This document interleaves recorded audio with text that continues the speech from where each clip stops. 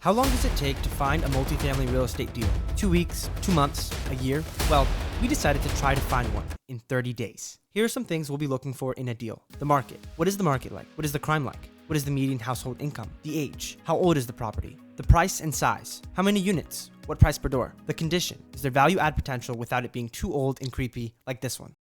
But first, for some context. Multifamily investing is pretty simple. As the owner of a multifamily property, you collect rents from your tenants and use it to pay for the building's expenses and potentially make a profit. For anyone that does not know, multifamily is basically apartments. On to step 1. We have to refine our investment criteria.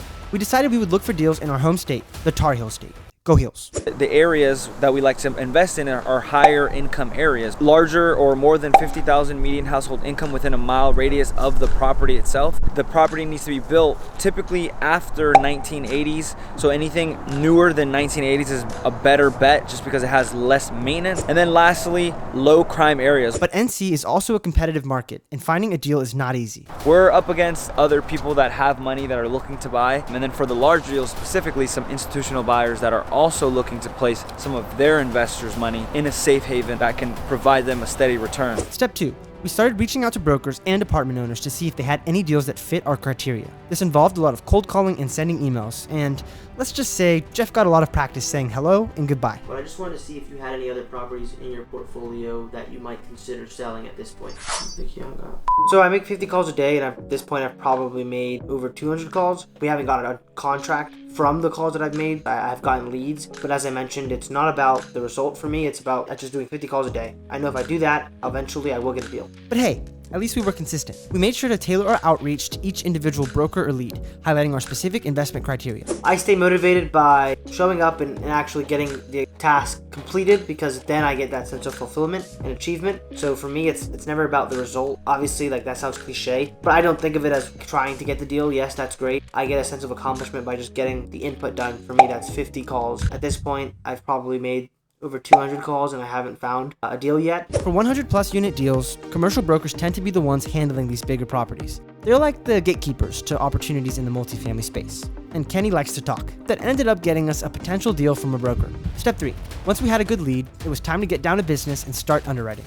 This involved evaluating financial statements and using tools like the Think Multifamily Analyzer to determine the value of the property. It was a lot of work, but Kenny goes crazy for spreadsheets. So for this particular deal, the seller actually owned it. She's an elderly lady and she's owned it for a long time. Her son is actually now the one managing it, but he's also now getting a little bit older and doesn't want to handle it, so it's becoming a headache for them. So instead, they just want to go ahead and sell it. Next, you want to get the financials from the broker. So that's rent roll and T12. So now for this particular deal, after looking at the rent roll, we realized that the rents were significantly lower than other comparable properties in the area. For this particular deal, there wasn't really much crime in the area, and then the median household income was actually pretty high, which is what we like to see whenever we're going after deals. We want to see that people can actually afford our pro forma rent, or what we're looking to push the rents to after doing the renovations. Next, we get to the underwriting. We go ahead and go through the process of fully underwriting the deal to see if it meets our returns that we're projecting and that we would like to see for the deal. For this deal, when we reached out and got an insurance quote, property management feedback and budget, and then a term sheet from our mortgage broker to see if we can actually get the leverage and interest rate that we were projecting in our initial underwriting. They all came back pretty in line to what we were initially projecting. Besides the property management budget, it did come in a little bit higher on a few things, but it wasn't necessarily enough to kill the deal. After the full underwriting and getting all of the feedback from our third-party vendors,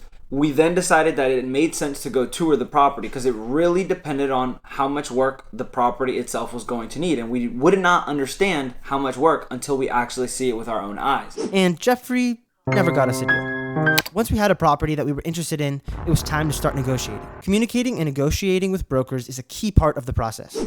This is a broker that I'm calling on a 15-unit deal in downtown. It's a building. So we're waiting on our property management company to provide us a budget, so that way we can get more of an understanding as to what we'll kind of be spending and obviously be more accurate with our offer. Because I know that you said there was another group that's hunting the deal down as well. Do you mind me asking, have they provided any guidance pricing to you?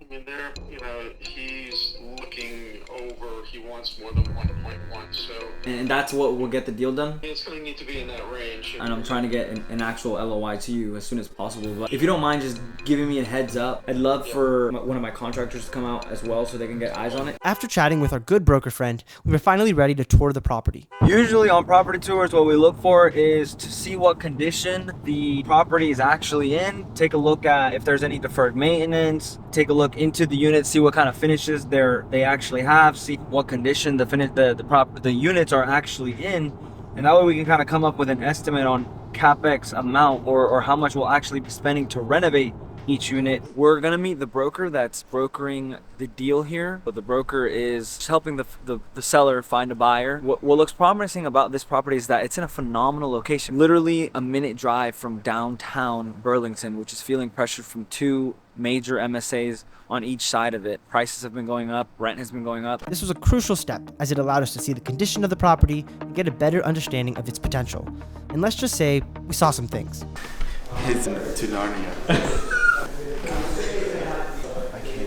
But hey, it's all part of the process. We took videos of the property so we could reference them later when making our decision. On the property tour, we saw that the property was a bit more outdated than we'd hoped. We weren't expecting it to be Class A luxury, but it was going to need a lot more work than we thought, which is a great example of why you should always see the property in person. Kind of like when your date looks nothing like they did on their profile pic, you want to make sure the condition of the property aligns with the assumptions you made in your underwriting. The more you know. Some red flags, not in the condition that we were thinking. I think it's gonna need a little bit more work. The windows curb appeal is a little bit less than what we were thinking, not as attractive. We're going and we're going to secret shop this apartment building. It's essentially when you go and look at the apartments nearby and see what the insides are like.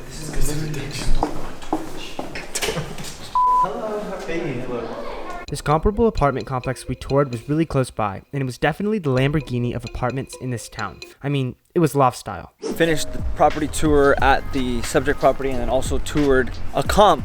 What I kind of thought is the rent bumps might still be there, but it's gonna need more work than we were thinking. We just came from a comp and they had top of the line stuff. It's hard to compete.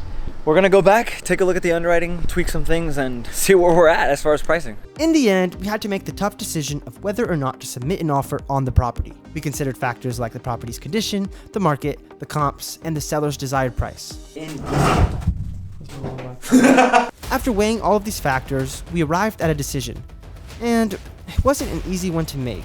Well, actually, it was pretty easy. At the beginning of this challenge, we really thought that we were gonna go after and that we wanted to go after smaller deals. And although I do believe that you can make a lot of money doing that, we decided that we just wanted to focus on doing larger multifamily and just continue on the path that we were already on. I know people have said this to us already, but it does take pretty much the same amount of time to do a small deal, find a small deal, underwrite a small deal, then tour a small deal, than it does with a larger deal. A larger deal just makes more financial sense and more scalability. It aligns more with our goals, and we just want to go and continue doing that. After touring, we discovered that there were certainly more repairs that were needed to the property than we had first anticipated, and we went ahead and plugged that into our underwriting and realized that the numbers no longer make sense at where the property was being offered at. It wouldn't make sense for the seller to sell at that price. Although I do like the price per door, it is very attractive, it just doesn't necessarily pencil for us. So my brothers and I have decided to pass on this deal. We look at a lot of deals, and a lot of deals don't necessarily fit our criteria, and then when they do fit our criteria, a lot of them don't actually pencil for us. They don't fit our returns, the returns that we're actually looking for. So on to the next one.